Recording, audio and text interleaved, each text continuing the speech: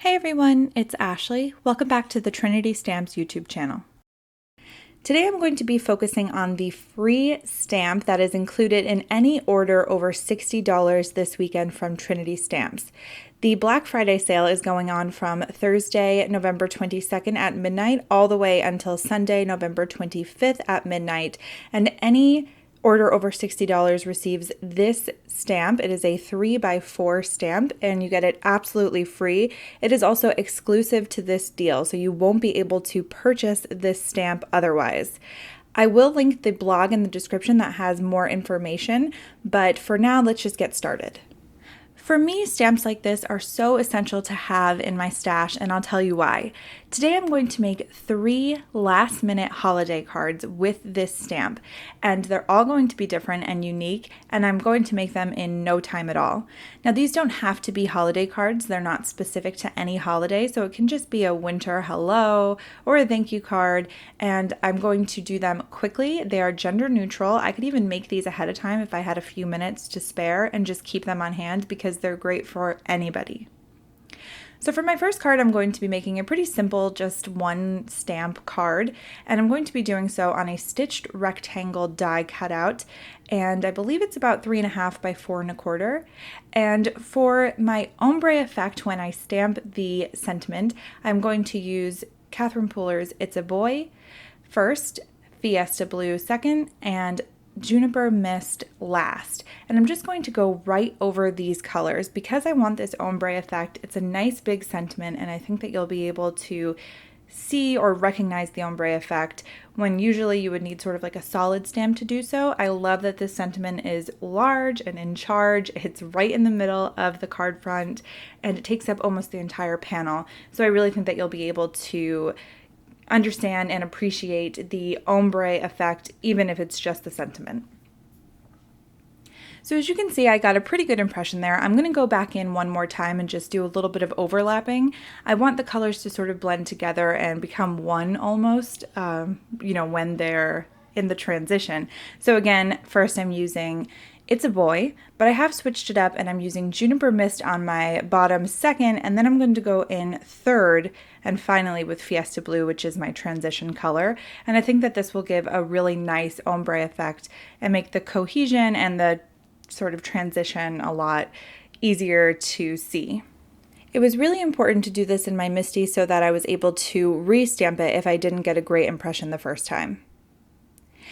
This is another freebie, this really beautiful winter shaker set or mix, and it is available to those who place an order over $90 while supplies last. So if you go on this weekend and you make a nice big order of over $90, you're receiving a shaker mix set and a 3x4 stamp completely free. So again, the blog and all of the information is linked in the description. To put this onto my card base, I am using some foam tape. I probably should have used some there in the center, but I didn't. But I'm going to just center this on on an A2 size card base and adhere it, and there we go. That's it. For the sequins, I just used some random sequins from the mix. I didn't use it as a shaker card, but that's the beauty of getting a really cool mix like that. For my second card, I'm going to bring in the Silhouette stamp set as well, and I'm going to use these pine trees to line the bottom of my card front.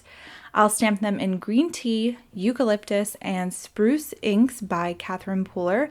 And to get it all set up, just to be sure that I know where the colors are because the pads can look very similar, I'm just going to put the tops of the ink pads right near the ink pads themselves. That way I don't get mixed up with the colors.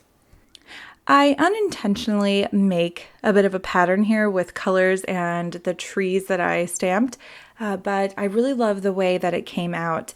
So I just go back and forth between using the colors. I try not to make too much of a pattern, but as I said, I do use a bit of a pattern. I go ahead and stamp my first tree stamp a bit off of the cardstock. That way it looks like it's just a piece of a much bigger stamped piece, and I don't want it to look just right in the margin, so I made sure that I stamped them a bit off of the cardstock.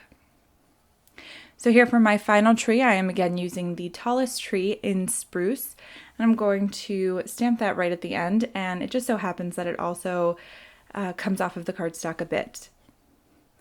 For the sentiment and for the free stamp, I'm going to just use the first part of the stamp for the front of the card. So I'm going ahead and lining it up where I think I would like it on my card front. And then once I get it pressed down and on the door of the Misty, I'm going to mask off the bottom part of the stamp. So I'm masking off everything that says, "I'd send you a blizzard." So the only thing that's going to stamp is if kisses were snowflakes. I'm going to use VersaFine Onyx Black ink to stamp this sentiment. It is my favorite ink to use for sentiments. And I'm going to go ahead and rip that masking or that painter's tape off before I stamp. That's very important. Sometimes, or I have been known in the past to forget to take the masking off. But then I'm just going to press down to make sure I get a really nice impression. And when I lift the door, you're going to see just a line of trees with right above it, "If kisses were snowflakes." I really love the way that this card front came out. I also really love that it can be used as a masculine card or a non-masculine card. I just really love how versatile this stamp is, and I think it's so important to have one like this in your stash. So for the inside sentiment, I'm using just the "I'd send you a blizzard," and to do that again, I just used my full-size Misty this time to open up my card fully and then mask off the very top of the sentiment. And there that is. For my final card, I am using a piece of blue 100-pound cardstock cut to 4 by 5 1/4, which is just slightly smaller than an A2 size card base. And I am going to use the snowflake stamp from the Silhouette stamp set and Hero Arts white pigment ink to stamp some snowflakes at the very top across the card front. Because this is pigment ink, it's going to stay wet for a while, and I want to emboss on this card front. So the embossing powder would stick to the pigment ink as long as it's wet. So I want to make sure that I go in with my heating tool and make sure that all of that stamping is dry. Once it is dry, I can go ahead and start stamping and embossing. Much like we did for the last card, I'm going to mask off certain parts of the sentiment stamp. And for my first impression or stamping, I'm going to use white embossing powder, which I'm just getting set up right here. And I'm going to emboss the "If kisses were" and "I'd send you a" in white.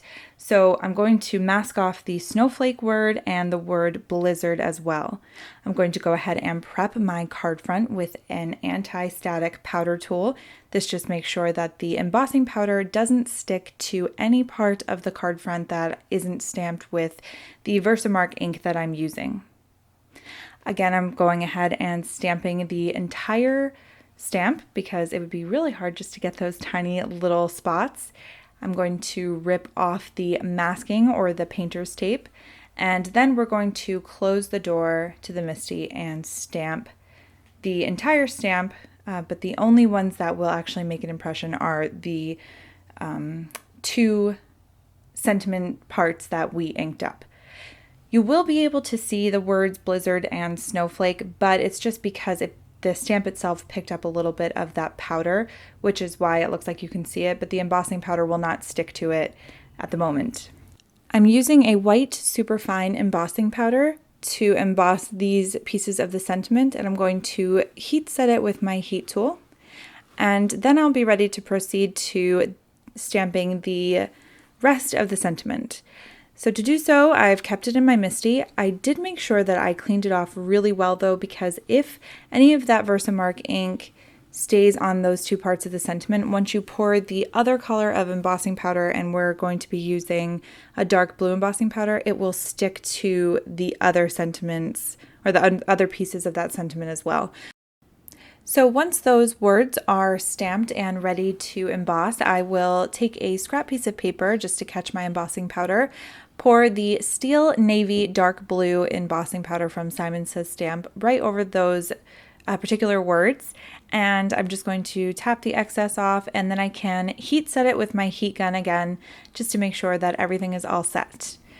To bring out the white a little bit more, I'll be using a white piece of cardstock cut to 4 1/8 by 5 3/8, and this is going to make just a very thin matted background to my card base. I'm going to be, or I'm sorry, to my card front. I'm going to be using the same color card base as I am the card front. So once I adhere it all together, you'll see that you can just see the thinnest, slightest bit of white peeking through there. I'm going to use a very large acrylic block to make sure that this all dries flat and the card keeps its shape, and then I will be completely done. I hope that you have enjoyed this video and gotten a little bit of inspiration to how you can use this freebie stamp. I hope that you will take advantage of the sale this weekend and do some shopping for yourself. Please see the description again for the link to the blog post that shares all of the information, as well as the products that I could link in the description. Thank you so much for stopping by, and I will see you again very soon. Thank you. Bye.